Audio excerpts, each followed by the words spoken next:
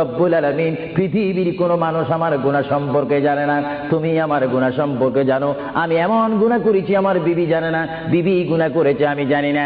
আল্লাহ তুমি সব কিচ্ছু জানো, হে আমার প্রভু তুমি আমাকে মাফ করে দাও।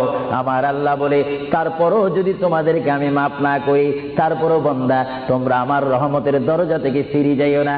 আমি তোমাদেরকে হুকুম দিচ্ছি, ওয়ালাউ আন্নাহুম ইয যালামু আনফুসাহুম জাউকা, বান্দারে যদি গুনাহ করে ফেলো আমার রহমত থেকে মুখ ফিরিয়ে তুমি চলে যাইও না।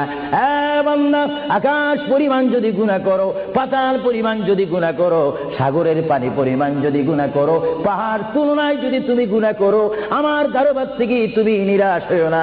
বান্দা, আমি তোমাকে একটি রাস্তা পাঠাই দিচ্ছি, একটি পথ তোমাকে আমি দেখাই দিচ্ছি।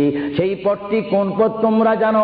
ওয়ালাউ আন্নাহুম ইয যালামু আনফুসাহুম জাউকা, বান্দারে যখন তোমরা বরবাদ হয়ে যাবে তখন তোমাদেরকে একটা পথ আমি তোমাদেরকে দেখাই দিলাম, সেই পথটির নাম হচ্ছে আমার রাসূলের মদিনা।